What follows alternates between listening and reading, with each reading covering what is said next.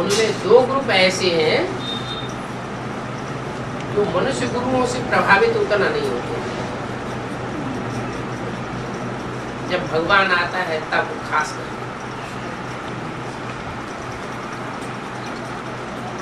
और जितने भी हैं इस्लामी, बौद्धिक, क्रिश्चियन आदि, वो सब मनुष्य गुरुओं से प्रभावित होते हैं। भगवान के आने के बावजूद भी प्रभावित होते हैं। क्यों प्रभावित होते हैं? क्योंकि 63 जन्मों की उनकी रग पड़ी हुई है। जो 63 जन्मों में कन्वर्ट होते रहे हैं दूसरे दूसरे धर्मों में, उनको भगवान बाप आकर अंतिम जन्म में भले उठाते हैं तो भी वो दूसरे धर्म गुरुओं से फिर प्रभावित हो जाते हैं। अभी रिहर्सल हो रही है, पता चलता है इस आत्मा का क्या पार्ट है, कौन सी आत्मा दूसरे दूसरे धर्म से प्रभावित हुई थी, वो यहाँ सब क्लियर हो जाता है। इतना ऊंचा भगवान का ज्ञान लेते हैं, खून से लिख करके देते हैं, ये हमारा भगवान बाप है, मनुष्य सृष्टि का पिता है, स्टाम्प पेपर पर लिख कर दे देते हैं, फिर भी मनुष्य गुरुओं की चक्री में आ जाता है। तो साबित हो जाता है कि ये 63 जन्मों में कन्वर्ट हुए होंगे, इसलिए यहाँ शूटिंग पीरियड में भी कन्वर्ट होंगे। तो जो कन्वर्ट नहीं होते हैं, दूसरे धर्म पिताओं से उतने प्रभावित नहीं होते हैं, रामकृष्ण की आत्माओं से ही प्रभावित होते हैं, जो मनुष्य अवतार कहे जाते हैं। 24 अवतार है ना, उनमें मनुष्य अवतार कितने हैं? राम और कृष्ण को मनुष्य अवतार के रूप में दिखाया गया है। राम और कृष्ण जो मनुष्य अवतार हैं, उनकी ये विशेषता है कि उन्होंने धरणी का आधार लिया है, और जो भी जानवर अवतार हैं वो जल का आधार लेते हैं। उनको अहंकार आता है, मैं ज्ञानी हूँ, ये भूल जाता है कि ये ज्ञान किसने दिया। वो अपन को ही से वो हम कह के बैठ जाते हैं, इसलिए वो जानवर अवतार है। रामकृष्ण अवतार वो फिर भी अंत तक उनकी बुद्धि में रहता है कि रामकृष्ण की आत्माएं भी इस दुनिया में बर्थ नाट्य पहनी है। जब तक भगवान इस सृष्टि पर शिव ना आवे, शिव आता है रामकृष्ण में तो उनकी वैल्यू हो जाता है। तो जो रामकृष्ण के अवतार हैं, उनके जो विशेष फॉलोअर हैं 12-12 के ग्रुप, माला में 108 गाने हैं ना, 12-12 के 9 ग्रुप, 12 में 108। तो जो सूर्यवंशी चंद्रवंशी है, राम को सूर्यवंशी और कृष्ण को 16 कला संपूर्ण चंद्रवंशी। तो ये जो दो ग्रुप हैं वो प्रवृत्ति मार्ग के, भगवान आकर के प्रवृत्ति मार्ग की स्थापना करते। देवी देवता सनातन धर्म में प्रवृत्ति मार्ग की पैदाइश होती है, और वो पैदाइश ऐसी होती है जो 21 जन्म तक स्थायी रहती है। वो उनका प्यार पलटने वाला नहीं है, 21 जन्म तक स्थायी रहने वाला प्यार है। ऐसा फाउंडेशन जो जमाते हैं वो आत्माएं 24 है। सूर्यवंश और चंद्रवंश की सरपरस्त मुखिया, उन 24 में दो तो ऐसे हैं, सूर्य राम वाली आत्मा और कृष्ण चंद्रमा वाली आत्मा। चंद्रमा वाली आत्मा प्रभावित होती है सूर्य से, लेकिन और धर्म गुरुओं से उतनी प्रभावित नहीं होती। और सूर्य वाली आत्मा किसी से प्रभावित होने वाली नहीं। भले अंतिम जन्म में जाकर के नास्तिक बन जाएगी, लेकिन किसी देहधारी धर्म गुरु के प्रभाव में आने वाली नहीं। तो ये जो 24 आत्माएं हैं, सूर्यवंशी और चंद्रवंशी, उनको दिखाया है भगवान का अवतार। लेकिन भगवान तो एक ही होता है, 24 तो होते नहीं है। जैनियों में भी 24 तीर्थंकर मान लिए गए। वास्तव में जैन धर्म भी कोई अलग से धर्म नहीं है। ठाड़ में जैन धर्म अलग से नहीं दिखाया, जैसे बौद्ध धर्म को अलग से दिखाया है, विधर्मी दिखाया है, वैसे जैन धर्म अलग से नहीं दिखाया। जैन धर्म की बड़ी से बड़ी यादगार माउंट आबू कौन सी बनी हुई है? दिलवाड़ा मंदिर। किसका यादगार है? हम ब्राह्मण बच्चों का यादगार है। वही इंद्रियों पर जीत पाते हैं। जीत पाने वाले को जिन कहा जाता है, भगवान जिन, जिनेंद्र स्वामी, और उनके फॉलोअर्स को कहा जाता है जैन। एक मात्रा बढ़ जाती है फॉलोअर के अंदर। जैसे ब्रह्मा के फॉलोअर ब्राह्मण, विष्णु के फॉलोअर वैष्णव, शिव के फॉलोअर शैव, ऐसे ही जिन के फॉलोअर जैन कहे जाते हैं। अलग से धर्म नहीं है। जैन धर्म वास्तव में हमारा ही यादगार है, इंद्रियों को जीतने वालों का, जिन्होंने पुरुषार्थ किया है इंद्रियों को कंट्रोल करने का। तो जो 12 अवतार हैं वो नंबरवार उनसे मान लिए गए। 2 पार्टों के बीच में साबित बचा न कोई। इसमें जब दोनों पार्ट अपनी दूरी पर तेजी से घूमने लगते हैं तो सब अनिश्चय में आ जाते हैं। तो इसका जावा पृथ्वी वेदों में नाम दिया है आकाश और पृथ्वी। पृथ्वी है माता और जीवलोक है पिता। वास्तव में वो तो जड़ चीज है चैतन्य आत्माओं की बात। इस सृष्टि की 2 आत्माएं विशेष हैं जो हीरो हीरोइन के रूप में पार्ट बजाती हैं। सारी सृष्टि के माता पिता है, एक राम की आत्मा और एक कृष्ण की आत्मा। तो कृष्ण की जो आत्मा है वो चंद्रमा का पार्ट बजाती है। चंद्रमा पृथ्वी का अंश है। जैसे माँ से बच्चा पैदा होता है तो पिता का अंश ज्यादा आता है या माता का अंश ज्यादा आता है बच्चे में?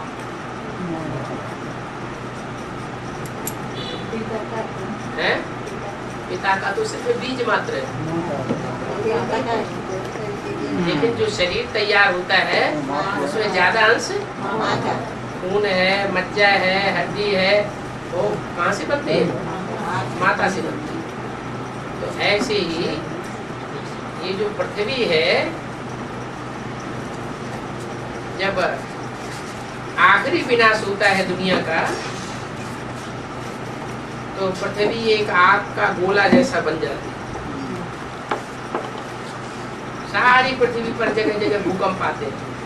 पृथ्वी के अंदर जो लावा भरा हुआ है वो भूकंपों के रूप में फूट पड़ता है एटम बमों के विध्वंस के कारण। और उस पृथ्वी में जब शांति आती है 5 तत्वों में, तो पृथ्वी तत्व में भी जब शांति आती है तो एक झटके से प्रशांत महासागर का जो हिस्सा है वो टूट करके पृथ्वी के चारों ओर उपग्रह के रूप में घूमने लगता है। कोई चंद्रमा का ग्रह होते हैं, उनके उपग्रह होते हैं, तो उपग्रह ग्रहों का चक्कर लगाते हैं। तो उपग्रह छोटे होते हैं और ग्रह बड़े होते हैं, तो ग्रह की आकर्षण शक्ति ज्यादा होती है, तो उनका चक्कर काटते रहते हैं। तो ऐसे ही ये चंद्रमा जो है वो पृथ्वी का चक्कर काटता है। कि आदि में भी वो पृथ्वी माता ज्ञान चंद्रमा ब्रह्मा को आकर्षित किए हुए थी, और अभी अंत में भी वही पृथ्वी माता ज्ञान चंद्रमा ब्रह्मा को अभी भी आकृष्ट किए हुए थे। तो पृथ्वी अपनी जगह चक्कर काटती है। ये 5 तत्वों में से एक तत्व है, प्रधान तत्व। जैसे 5 विकारों में से मुख्य विकार है प्रधान विकार, काम विकार। ऐसे ही रावण के जो 10 सिर गिनाए गए हैं उनमें 5 विकार हैं, काम क्रोध लोभ मोह अहंकार पुरुष मुख, और 5 स्त्री मुख दिखाए जाते हैं। मंदोदरी, मंद पेट, उदर माने पेट, मंद बुद्धि रूपी पेट है जिनका। तो ये 5 तत्व हैं, पृथ्वी जल वायु अग्नि आकाश। तो जड़ तत्व है, इनमें उतनी बुद्धि तो नहीं होती है, ये तो चैतन्य के चलाए चलते हैं। तो जो चैतन्य है, जो भी 500-700 करोड़ मनुष्य आत्माएं चैतन्य है, उनमें 5-7 एक्टर्स हैं ज्यादा पावर, जो धर्म पिताओं के रूप में कहे जाते हैं, वो उनसे प्रभावित होते हैं। जैसे माता होती है तो अपने बड़े बच्चे से प्रभावित हो जाती है। जान खास्ता बाप न रहे तो माँ अपने बड़े बच्चे के अधीन होकर रहती है। तो ऐसे ही सृष्टि का पहला पत्ता है कौन? कृष्ण बच्चा। और कृष्ण बच्चे के प्रभाव में रहती है, आदि में भी प्रभाव में थी और अंत में भी प्रभाव में रहती है। प्रभाव में आने के कारण वो बच्चा ही गीता का भगवान कृष्ण, गीतापति भगवान बनकर के बैठ जाता है। ये अर्थ की बात है। तो वो बच्चा पृथ्वी को उनकी चाल घुमाता है। पिता है वो तो अपने तरीके से ही घूमेगा, तो वो अपने तरीके से घूमता है। बाकी बीच में जो आत्माएं आ जाती है वो सब माँ बाप की लड़ाई के बीच में पिसती है। ज्यादा पावरफुल होंगे तो बचे रहते हैं, जो कम पावरफुल होते हैं खलास हो जाते हैं। तो सब धर्म खलास हो जाएंगे, सिर्फ एक ग्रह बचेगा। कहते हैं जब महाविनाश होता है सृष्टि का, कयामत होती है, प्रलय होती है, तो 9 ग्रह आपस में टकराते हैं। तो फिर कौन सा बचेगा? 9 ग्रह टकराएंगे तो बचेगा कौन सा?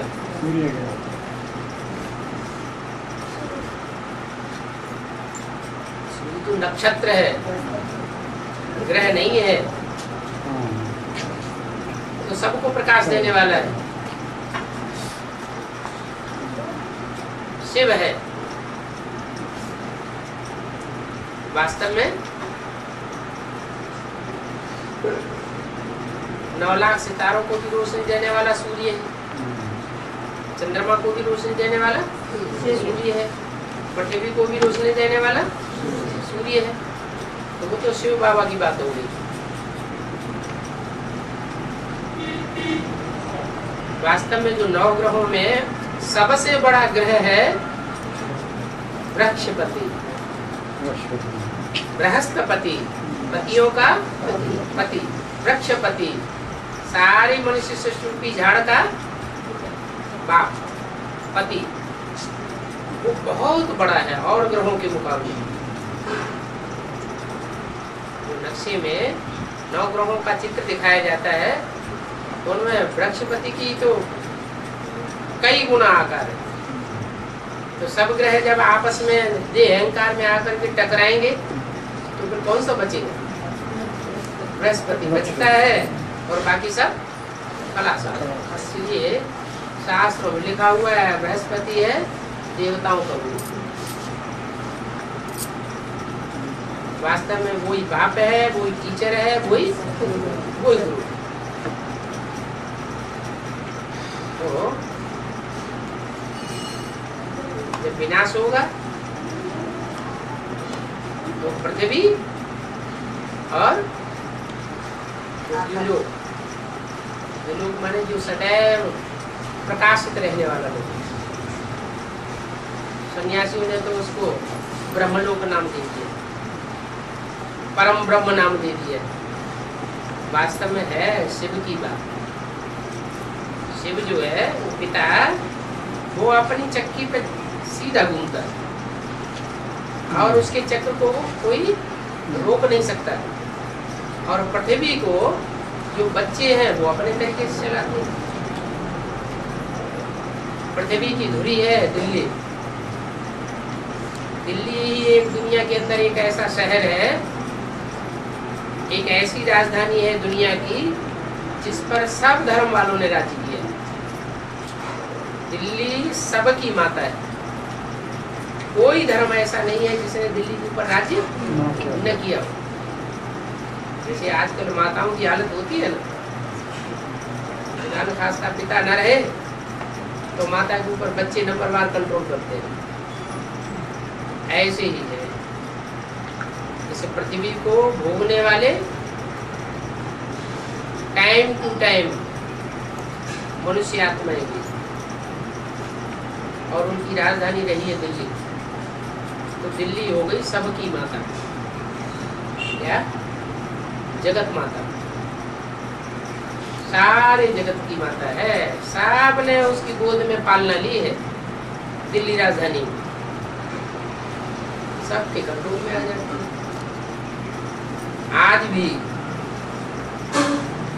दिल्ली है तो स्वदेश की राजधानी, लेकिन सबसे जास्ती प्रभावित किससे है? विदेशों से सबसे जास्ती प्रभावित दिल्ली है।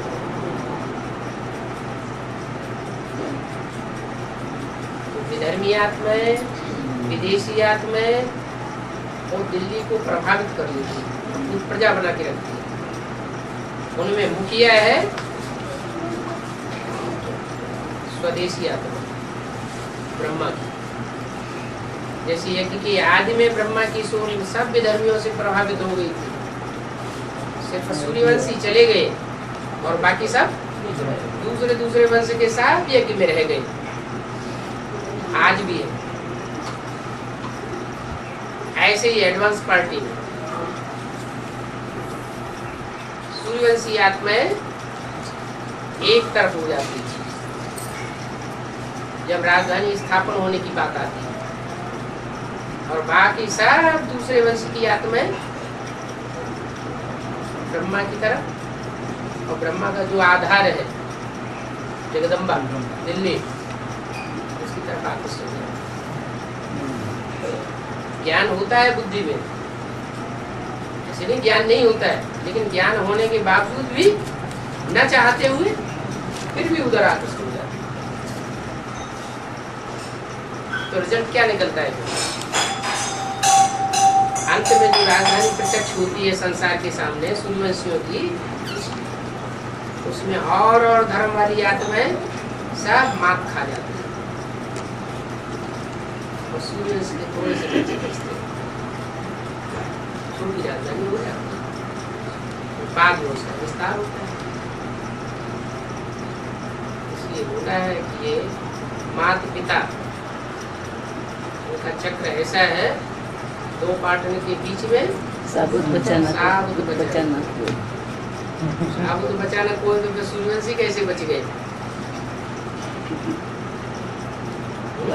धुरी का सारा सूर्य की बच्ची। 8 फरिश्ते ऐसे हैं जो खुदा का तख्त उठाते हैं, सबसे जास्ती सेवा करते हैं। इसलिए बाप उनकी सेवा करते हैं, उनको सुरक्षा देते हैं।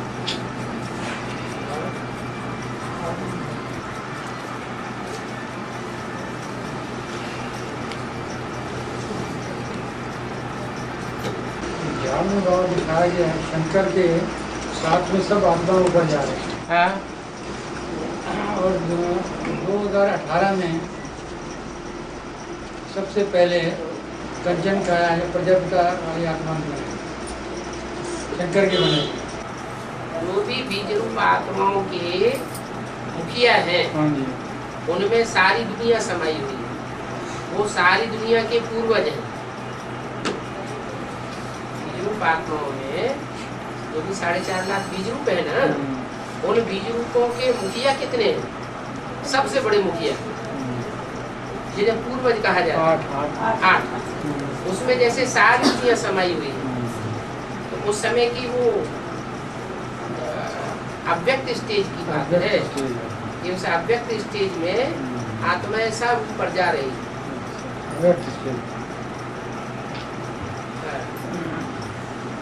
एक होता है शरीर रहते रहते ऊंची स्टेज में जाना, और एक होता है शरीर छोड़ करके ऊपर जाना। तो शरीर छोड़ करके तो सब जाएंगे तब जब आखिरी विनाश होगा। क्या? जब हजरत रहे न मूसा, न इस्लामी रहेंगे न क्रिश्चियन रहेंगे, दूसरे धर्म के कोई भी इस सृष्टि पर रहेंगे ही नहीं, सिर्फ सूर्यवंशी रहेंगे। तब आखिर विनाश होगा, तब अपना अपना शरीर छोड़ करके सब जाएंगे। लेकिन उससे पहले जो श्रेष्ठ थे, श्रेष्ठ आत्मा है, वो बुद्धि योग से जाएंगे और बाप उनको नैनों पर बिठा कर ले जाते हैं। बाबा मुरली में कहते हैं कि जो अपने एडवांस पार्टी की बीज आत्माएं है ना, वो शंकर ने विनाश होगा उस समय कहते हैं ना, शरीर ये पुराना शरीर छोड़ देंगे तो विनाश के पहले ही अपने खुद यहाँ की जो बीज आत्माएं वो जो है वो शरीर छोड़ देंगी कि उस समय उन लोग को कुछ ये नहीं होगा। बीजरूप आत्माएं वो भी एक कैटेगरी की थोड़ी ही है, उनमें भी 9 कैटेगरी के ब्राह्मण हैं, इसलिए 9 पुरियां ब्राह्मणों की मानी जाती है। तो सबसे श्रेष्ठ थे श्रेष्ठ पुरी है वो सूर्यवंशियों की है। क्या?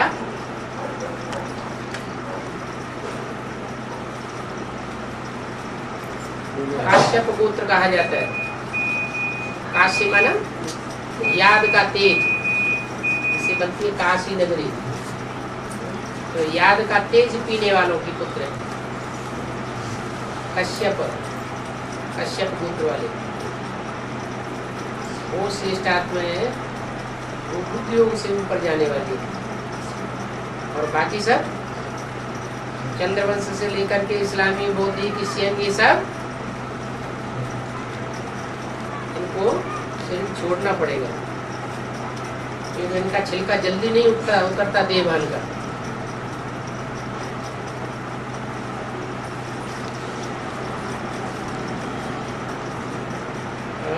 बाबा शिव को भोलेनाथ भी कहते हैं, और फिर उस मुरली में आते हैं तो चतुर्सुजान में, तो दोनों बात विपरीत नहीं होती? क्यों? भोलेनाथ चतुर होना खराब बात है? इसमें चित्त शक्ति होगी वही तो चतुर होगा। चैतन्य नहीं होगा, जड़ बुद्धि होगा, वो चतुर्सुजान कैसे होगा? सुज्ञान माने सुज्ञान, सु माने सुंदर, ज्ञान माने ज्ञान। सुजान माने सुंदर ज्ञान वाला, ज्ञान वाला होगा उसी को तो चतुर कहा जाएगा। इसका ज्ञान अज्ञान है, अज्ञान के रूप में संसार के सामने आता है, सबको गड्ढे में ले जाता है, अंधेरे में ले जाता है, वो चतुर कहाँ हुआ? जो भी देहधारी धर्म गुरु हैं, धर्म पिताएं हैं, उनको चतुर कहेंगे? खुद भी नीचे गए और अपने फॉलोअर्स को भी गड्ढे में ले गए, तो चतुर कहाँ हो गए? सुज्ञान कहाँ, सुजान कहाँ हो गए? तो अज्ञानी हो गए। बाबा कापारी नशा माना क्या है? कापारी माने नशा नीचे तक का नहीं, घुटनों तक का नहीं, कमर पेट तक का नशा नहीं, यहाँ तक का नशा नहीं, एकदम कपाल पूरा डूबा हुआ है नशे में। बाबा टीयूटी के अनुसार भी पहले 1 नंबर पर जाएंगे क्या? है? जैसे जैसे टीयूटी जैसे नंबर वाले वैसे जाएंगे क्या? पहले जिस धर्म में कन्वर्ट होने वाले हैं, तो जैसे धर्मों का क्रम है नंबरवार, कोई धर्म पहले आए हैं, कोई बाद में आए। पहले आने वाले धर्म उनकी कलाएं जास्ती होंगी, और बाद में आने वाले धर्म उनकी कलाएं कम होंगी। उसी हिसाब से उनका आत्मा की ताकत बन जाती है। जो जिस धर्म में कन्वर्ट होकर के रहे हैं, वही आत्माएं जब ज्ञान में आती हैं संगम युग में, तो उन धर्मों से कन्वर्ट होने के कारण प्रभावित हो जाती है यहाँ भी, तो उनकी शक्ति क्षीण हो जाती है। बाप तो आया है सबकी बैटरी चार्ज करने, तो बाप है बड़ा जनरेटर, उस जनरेटर से जिनकी कनेक्शन रहता है तो बैटरी चालू चार्ज बनी रहती है, और उस जनरेटर को छोड़ करके दूसरों से कनेक्शन जोड़ने लग पड़ते हैं तो उनकी बैटरी डिस्चार्ज हो जाती है। बाबा, सतयुग में बच्चे पालने में नहीं झूलेंगे, पैदा होकर साथ चलने लग जाएंगे, लेकिन कृष्ण को तो हमेशा पालने में झूलते हुए दिखाते हैं। कृष्ण को जो पालने में झूलते हुए दिखाते हैं शास्त्रों में, चित्रों में, वो कौन से कृष्ण की बात है? संगम की कृष्ण की बात है या सतयुगी कृष्ण की बात है? संगम की कृष्ण की बात है। सतयुगी कृष्ण का तो किसी के पास हिस्ट्री नहीं, वो हिस्ट्री तो बाप आकर के बताते हैं। जो संगम युग में कृष्ण दिखाया गया है शास्त्रों में, कृष्ण के साथ कंस था। कृष्ण के पीछे कौन पड़ा? कंस पड़ा। तो सतयुग में कोई कंस होगा क्या? कंस जरा संधि होंगे? वहाँ तो बात ही नहीं। ये सारी शास्त्रों में बातें जो भी कथा कहानियां हैं, कहाँ की यादगार है? इस समय संगम युग की यादगार है। मुरली में कहा गया है जब अपकारियों पर भी उपकार करो और निंदा करने वाले जो होए हमारे मित्र होए। लेकिन कभी कभी हम एडवांस वाले ऐसा नहीं लगता है कि हम भी जाने अनजाने में एडवांस पार्टी में एक धर्म की आत्माएं हैं या सब धर्मों की आत्माएं? सब धर्मों की। तो जब दूसरे धर्म से प्रभावित होने वाली आत्माएं हैं, दूसरे धर्मों का छिलका चढ़ा हुआ है जिनके ऊपर, तो वो अपकारियों के ऊपर अपकार ही करेंगी या उपकार करेंगी? क्या करेंगे? है तो सब एडवांस, लेकिन नंबरवार एडवांस है।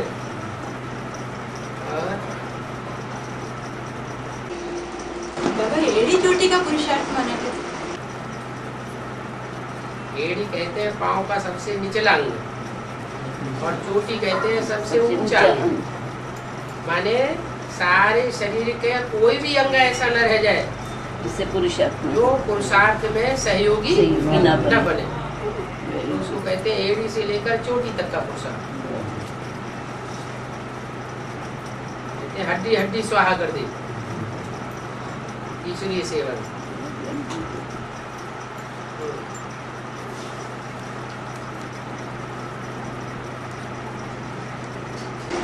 बाबा, हम ये शरीर छोड़ के अगले जन्म में क्या होंगे? इस प्रकार का तो साक्षात्कार होगा। साक्षात्कार तो उनको होता है जिनको बुद्धि नहीं होती है, सिर्फ जन्म जन्मांतर की प्योरिटी के संस्कार होते हैं, उनको साक्षात्कार होता है। लेकिन जो बुद्धिमान बाप के बुद्धिमान बच्चे हैं, उनको साक्षात्कारों की दरकार नहीं है, उनको बुद्धि से साक्षात्कार चाहिए।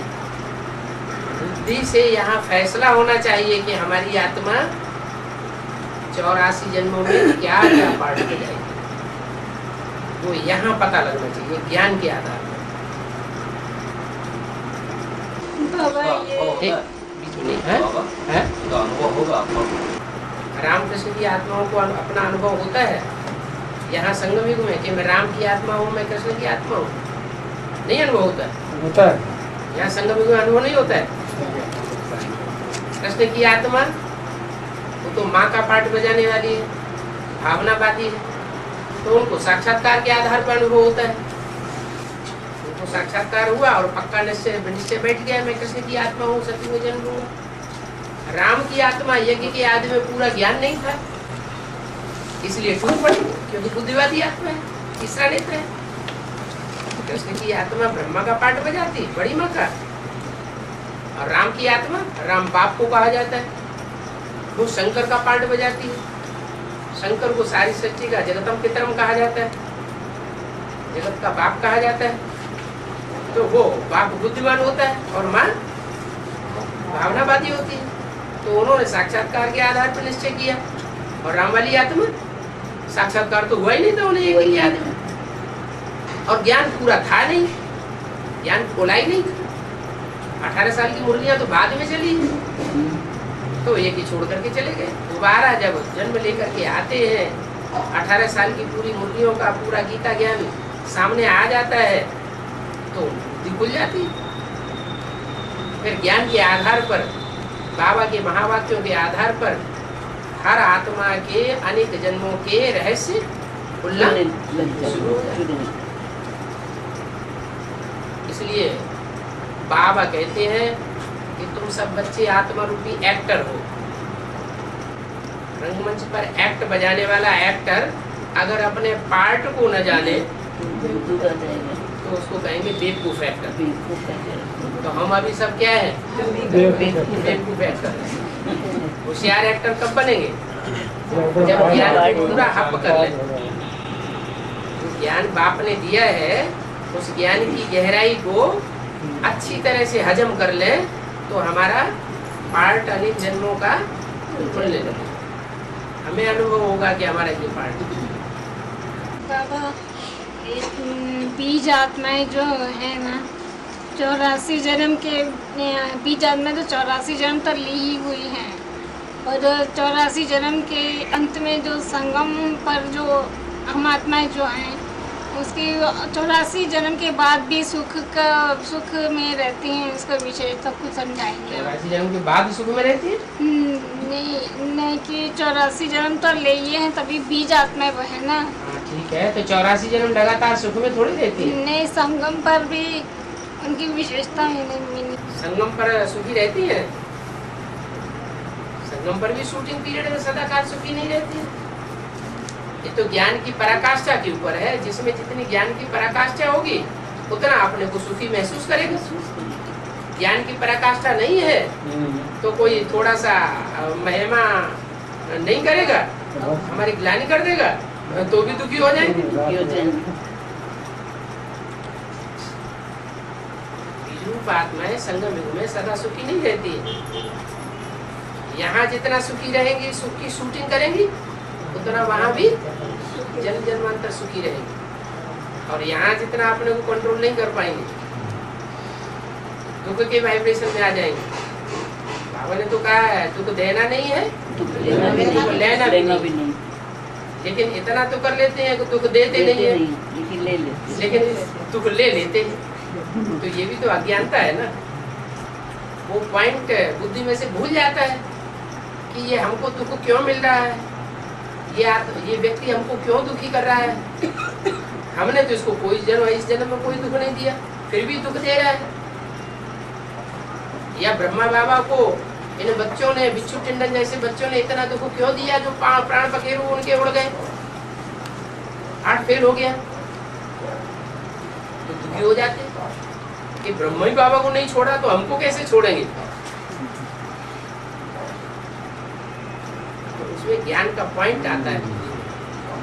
जिनकी बुद्धि में वो ज्ञान का पॉइंट आएगा तो वो तो प्रसन्न रहेंगे। जो हुआ सो ड्रामा प्लान अनुसार ठीक हुआ। अन्नपूर्णा माता ने शंकर को दीक्षा दी। अन्नपूर्णा माता, अन्नपूर्णा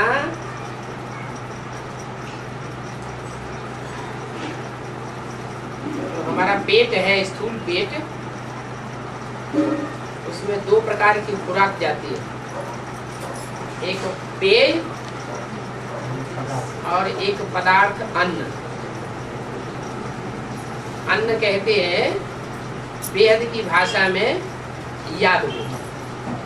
हमारा याद है वेद की खुराक, हमारा बुद्धि रूपी पेट है, ये स्थूल पेट है। इस बुद्धि रूपी पेट को चाहिए वेद की खुराक, खुराक माने अन्न, और उसको पचाने के लिए चाहिए ज्ञान जल। जैसे कोई खुराक खाता रहे, अन्न ही अन्न खाता रहे तो उसकी गर्मी चढ़ जाएगी, और पानी पिए नहीं तो हालत खराब हो जाएगी, गर्मी चढ़ जाएगी शरीर दिमाग। तो ऐसे ही दोनों चीजें जरूरी है, याद की खुराक भी जरूरी है, अन्न भी जरूरी है, और साथ साथ ज्ञान जल भी जरूरी है। वो भी ज्ञान जल शुद्ध होना चाहिए। क्या भांति भांति के मनुष्य गुरुओं का मिक्सरिटी उसमें नहीं होना चाहिए। तो एक शिव बाबा से सुनेंगे तो अब विचारी ज्ञान होगा, शुद्ध ज्ञान जल ग्रहण करेंगे। कहते ना आजकल पानी भी खरीद के पीते हैं, क्यों है? उसमें मिनरल्स ज्यादा होते हैं। आज का पानी दूषित हो गया है, तो ये भी ज्ञान जल है, वो ब्राह्मणों की दुनिया में अभी दूषित होता जा रहा है। क्या एक से नहीं सुनेंगे, क्या करेंगे? अनेकों से सुनेंगे। कॉन्फ्रेंस करेंगे। कॉन्फ्रेंस। वो उसके कान में पूछेगा, वो उसके कान में पूछेगा। आमने सामने बैठ करके हल कर ले बात को, सो भी नहीं करेंगे। तो उससे क्या होगा? झूठी झूठी बातें एक दूसरे के कान में जाती रहेगी। तो झूठा जल जब बुद्धि में जाएगा तो बुद्धि को खराब करेगा ना। तो ऐसे ही ये अन्न है, ये अन्न की भिक्षा, अन्न माना याद की खुराक। याद की खुराक जो है, याद कब आती है?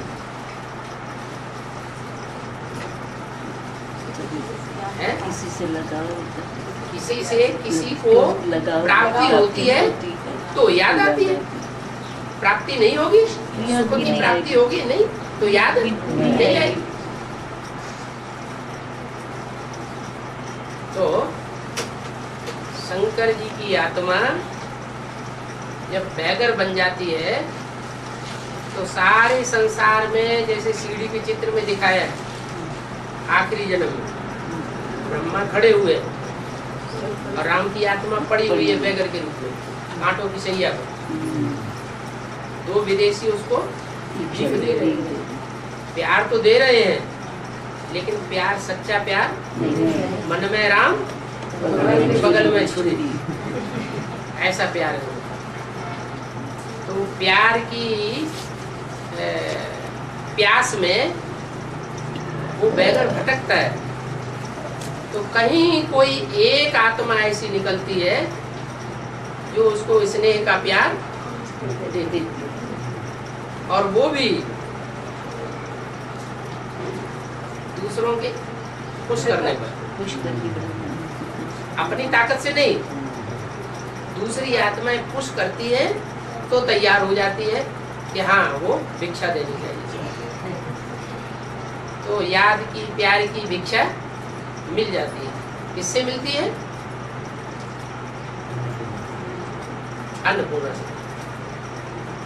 पहले कदम बढ़ाता है उसका भाग्य ज्यादा बन जाता है, जो बाद में कदम बढ़ाते हैं उनका भाग्य उतना नहीं बनता। यज्ञ के आदि में भी 400-500 कन्याएं सरेंडर हुई थी, 400-500 नहीं, 300-400। तो कोई ने तो पहले कदम बढ़ाया होगा, किसने बढ़ाया? नहीं, एक भंगी निकली सत्संग में। वो आते ही पूरी पब्लिक के बीच में ही बाबा को गले लग जाती और हटती नहीं थी, घर ही नहीं वापस जाती, वहीं रह जाती। माने जैसे उसने अपने तन मन को पूरा बाबा के लिए सरेंडर कर दिया, अर्पण कर दिया, लेकिन फिर टिक नहीं सकी। उसके घर वाले आए और जबरदस्ती उसको नहीं चले गए। अगर वो टिकी रहती तो वो जगदम्बा बन जाता। जैसे आदि में हुआ वैसे ही अंत में होता है। तो भिक्षा तो दी, लेकिन भिक्षा कायम रखना क्या? तो कोई अंत तक कायम रखते हैं और कोई तिरक जाते हैं। वो भंगिन तो शुरुआत में आई और शुरुआत में तिरक गई, इसलिए उसका उतना भाग्य नहीं बनता है। लेकिन जो यज्ञ में आदि में माता निकली थी, उसने फिर भी लंबे समय तक साथ दिया, बाद में से भी छोड़ दिया। वही माता दोबारा फिर यज्ञ में आती है, यज्ञ में आती है और जगत पिता की प्रत्यक्षता होती है, उसके साथ ही साथ जगत माता की भी प्रत्यक्षता हो जाती है। वो लंबे समय तक साथ निभाती है, हालांकि माया किसी को छोड़ती नहीं। माया तो अंत तक भी नहीं छोड़ेगी, वो कहते हैं ना बाबा, हैं? माया अंत तक भी नहीं छोड़ेगी। जब तक नहीं छोड़ेगी तभी तो दिखाते हैं जगन्नाथ की दोनों भुजाएं ठीक टूटी हुई है। क्या जगन्नाथ की दो भुजाएं, राइट और left hand. Left hand Jagdamba और राइट हैंड भारत माता लक्ष्मी। दोनों भुजाएं टूटी हुई है, माना सहयोग नहीं दे सकती। संसार ने उनको, मायावी पुरुषों ने, मायावी रूपों ने उनको तोड़ लिया। अकेले टुंडे महाराज रह जाते हैं, फिर भी उनकी पूजा होती है, क्योंकि भगवान तो खुद ही है, खुदा खुद है। उसे किसी के कोई सहयोग अंत तक दे या न दे परवाह नहीं। ब्रह्मा को 1000 भुजाएं दिखाई जाती है सहयोगी, लेकिन शंकर को भुजाएं नहीं दिखाती। सहयोग दे तो ठीक अपना भाग्य बनाएगा, सहयोग न दे तो भी ठीक, तो भी मालिक तो विश्व का बनेगा ही। आज मुरली में आया ना, क्या आया? विश्व का। तो वो मालिक तो है ही है, उसके मालिक बने को कोई छोड़ नहीं सकता। सर्विस फील्ड में ज्यादा रहेंगे तो बुद्धि ज्यादा चलेगी। जिन आत्माओं को समझाएंगे उनके ढेर सारे प्रश्न निकलेंगे। ये ज्ञान कोई किताबी ज्ञान तो है नहीं। 500 करोड़ मनुष्य आत्माओं के एक एक आत्मा के ढेर सारे प्रश्न निकलते हैं, और एक के प्रश्न न मिले दूसरे से, लेकिन सब प्रश्नों का समाधान इस ज्ञान में है। इससे साबित होता है यही ईश्वरीय ज्ञान है। वो साधु संत महात्माएं होते हैं, वो अपनी सभा में पहले तो किसी को परमिशन ही नहीं देते हैं इस बात की, तो कोई सभा में प्रश्न पूछे। अगर यदा कदा प्रश्नों का पूछने का कहीं परमिशन दे भी दिया तो लिमिट में रहता है। उन्हें ये डर लगता है कि पता नहीं शास्त्रों से हम इन बातों का जवाब दे पाएंगे या नहीं दे पाएंगे। और यहाँ तो शास्त्रीय ज्ञान है ही नहीं, यहाँ तो अनलिमिटेड ज्ञान है। जैसे सागर अथाह है, क्या स्थूल सागर है ना, उसकी थाह आज तक किसी ने नहीं ले पाई। कितना गहरा है कोई भी वैज्ञानिक नहीं बता सकता कि सागर कितना गहरा है।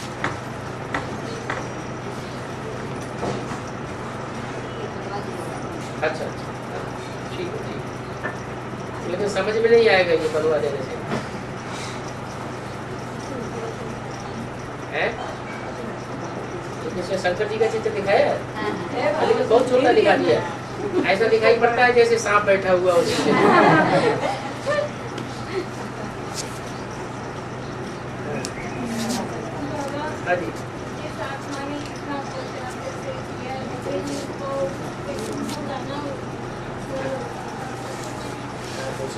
पुरुषार्थ का भी साक्षात्कार होगा।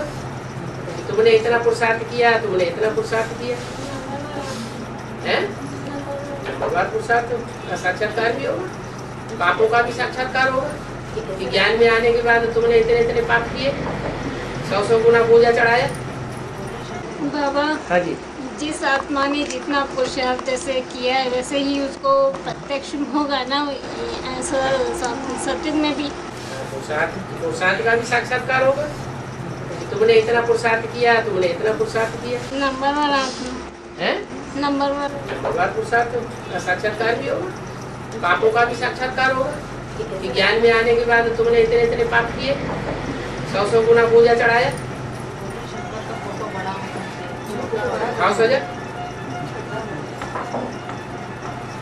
कोर्ट में जज जब तक साबित न कर दे रूप प्रमाण के द्वारा, तब तक दंड नहीं दिया जाता। ये भी धर्मराज की कोर्ट होगी।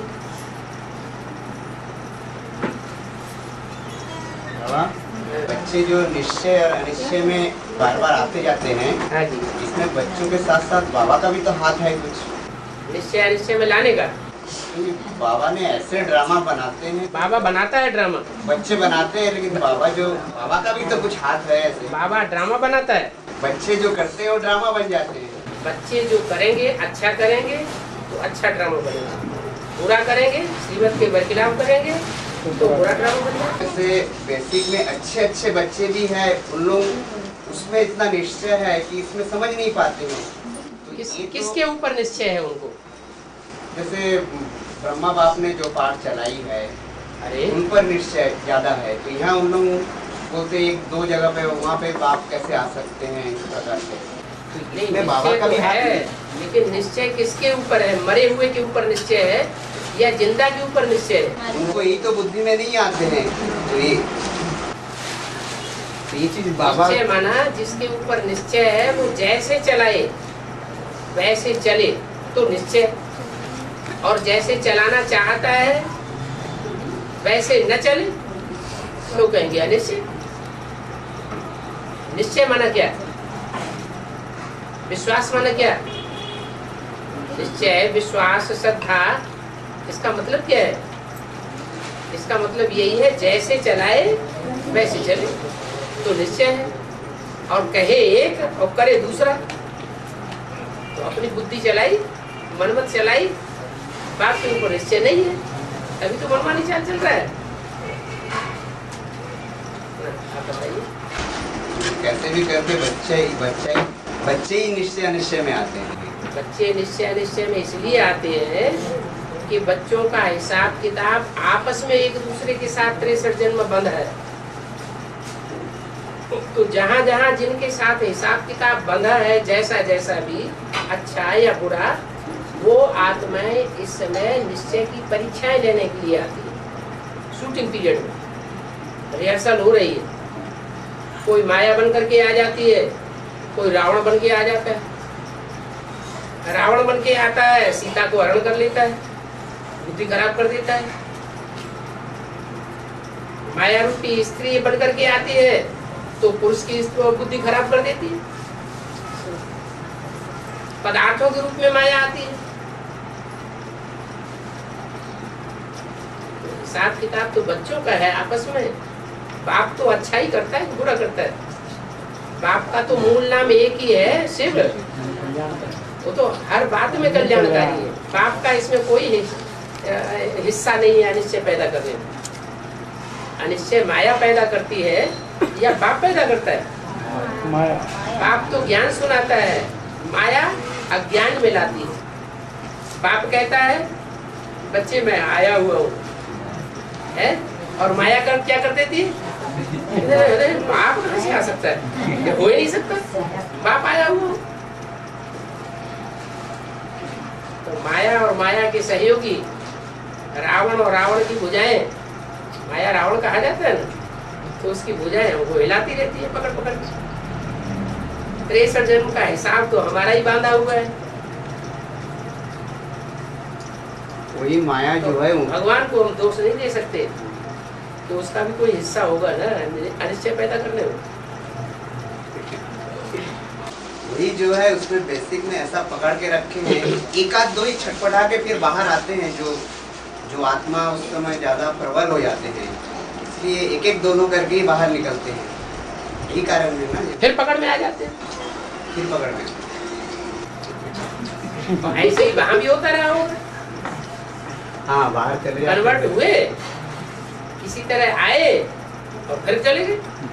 अच्छा बाबा, कि माने जो माया है वो किसी भी रूप में माने ये निश्चय और अनिश्चय का पार्ट माने प्ले कर रही है। निश्चय अनिश्चय में लाती है। कोई निश्चय में नहीं लाती, अनिश्चय में लाती है। बाप निश्चय करना चाहता है, बाप निश्चय बैठाता है और माया अनिश्चय में लाती है। ये रस्सा कसी चल रही है, राम रावण की रस्सा कसी। एक राम की पाला, एक रावण की पाला।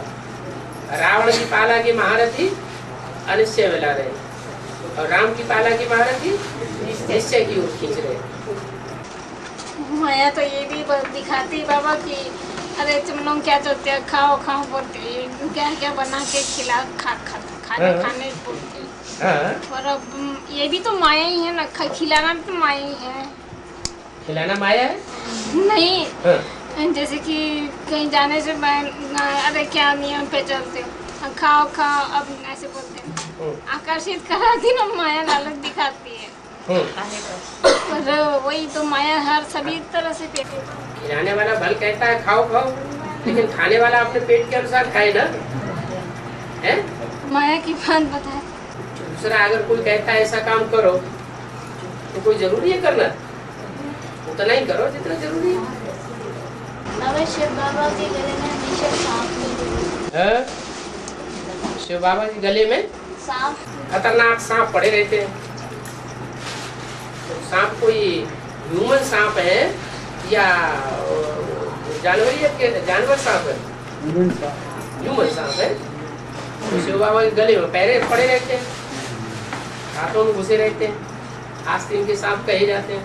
तो गले में पड़े रहते हैं, कमर में पड़े रहते हैं, सर के ऊपर रहते हैं। 5 विकार है ना, कमर में काम विकार का है यादगार, दोनों हाथों में क्रोध और लोभ विकार का यादगार, गले में मोह का यादगार, और सर के ऊपर अहंकार का यादगार।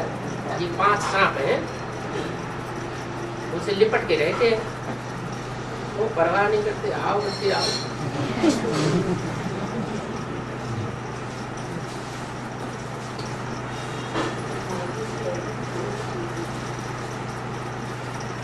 नहीं तो आदमी को सांप छू जाए तो झटक के भागे तो अरे बाप रे, तो मर जाएंगे।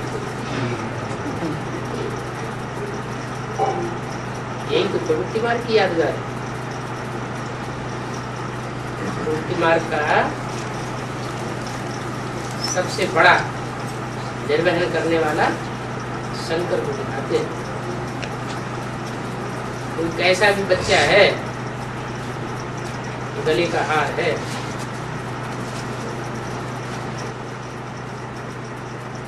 आया समझ में? सांप क्यों दिखाते हैं गले में पड़े हुए?